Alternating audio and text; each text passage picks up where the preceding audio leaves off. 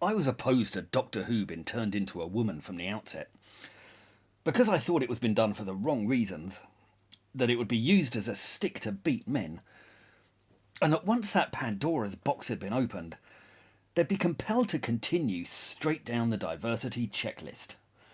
Black, gay, transgender, Asian, disabled, whatever.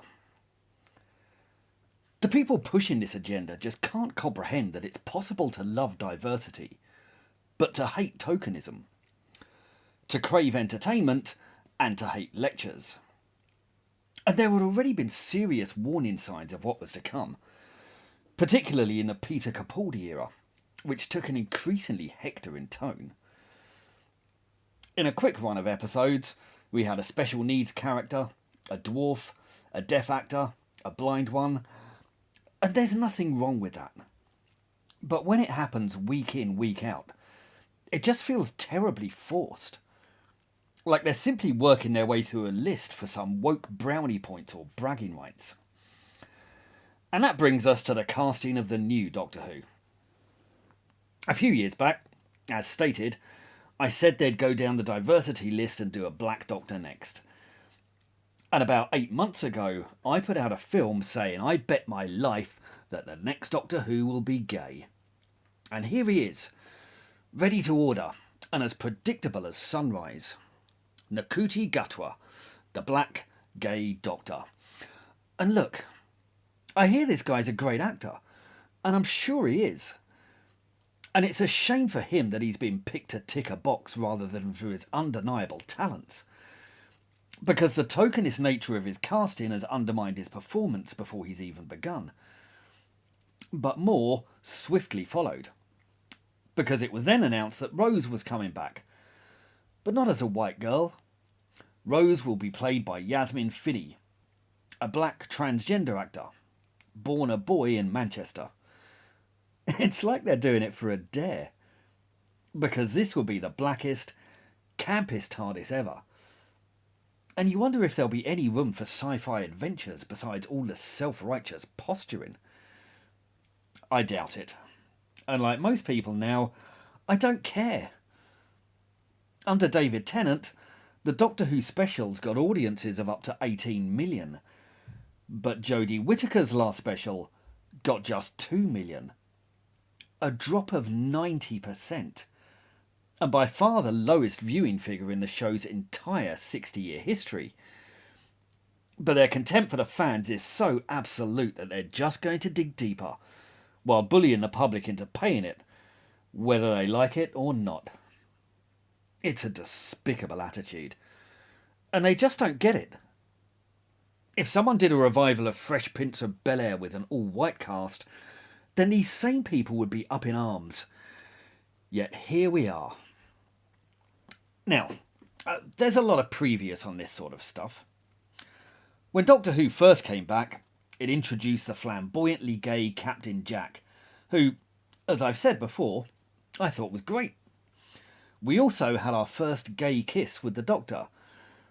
But alarm bells started ringing once Captain Jack's spin-off show Torchwood, because every single character on that show had a gay fling. Owen Harper had a gay kiss in a bar. Toshiko Sato had a lesbian fling. So did Gwen Cooper. Yanto Jones fell madly in love with Captain Jack, and they had a protracted gay affair. But Jack also had a romance with the other Captain Jack, and with the other Captain Jack. It all began to feel a bit forced, and as with every other example of tokenist inclusion, you have to ask yourself, at which point is it too much? Well, for the people making this stuff, there simply can't be too much. Because there was also the gay guy in class, and the other gay guy in class, and all the gay kissing in class. And then there was Luke in the Sarah Jane Adventures, and his Asian boyfriend, Sanjay.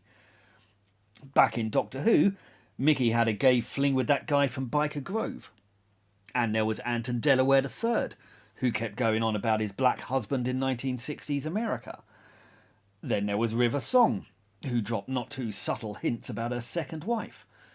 And Clara, who kept going on about snogging Jane Austen, and who, on meeting Arya from Game of Thrones, told the Doctor she would fight him for her, before they ran off to have lesbian adventures around the universe. Then there was Madame Vastra and Jenny, and their protracted gay affair. And in his farewell to Sarah Jane Smith, Davis turned Teague and Nissen gay as well. And then we had Bill Potts, trumpeted as Doctor Who's first gay companion, apart from all the others. So we had Bill Potts' girlfriend, and her other girlfriend, and her buddy who droned on about his granddad's gay sexual escapades in Mao's China. And we had the gay Roman who lectured us all about the fluidity of sexuality. Then there was the Hector and lesbian in the episode that was a ham-fisted swipe at Donald Trump. There was the big gay romance in Praxeus. And there was the extended crush between the Doctor and Jazz. By this point, most rational humans are screaming for them to give it a rest. Instead, they're up in the ante with the gayest TARDIS ever. It's not bold or cutting edge now. It's just conformist, nagging, and really boring. And as for race swaps, where do you even begin? We've already had a black woman Doctor before. A string of them, I believe. Even before introducing the two new leads. The BBC gave us 1066, A Year to Conquer England, Friar Tuck in Robin Hood, and Father Benedict in The Last Kingdom. We've had a karate-kicking Miss Moneypenny, and a new 007, a black Achilles, and a black Anne Boleyn.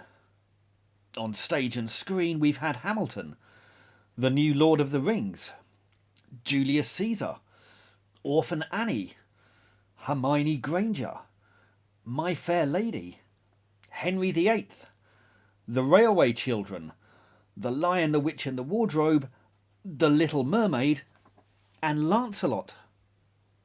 And in comic adaptations there's been a blizzard of this stuff.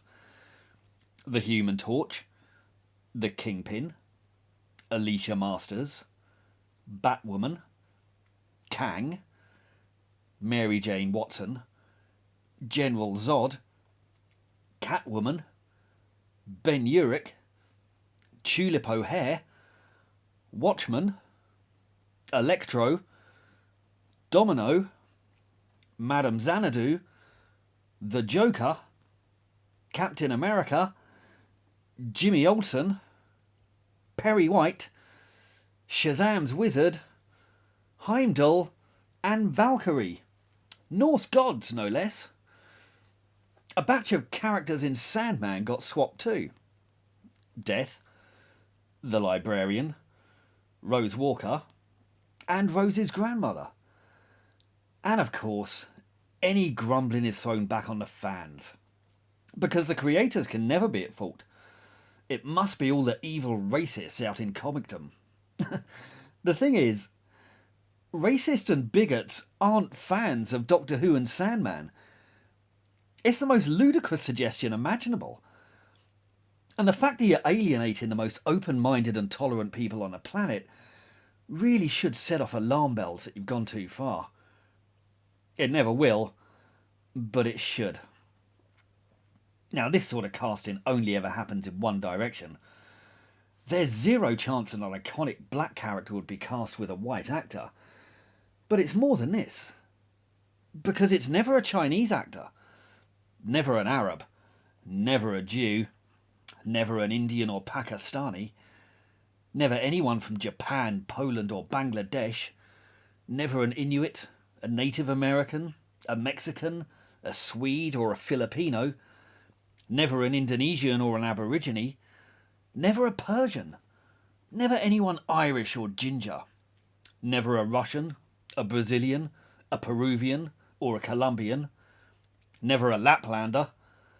There are no Thais, Khmer, Nepalese or Burmese. It's a really puzzling phenomenon. And you have to ask, why do those obsessed by diversity casting hate diversity so much?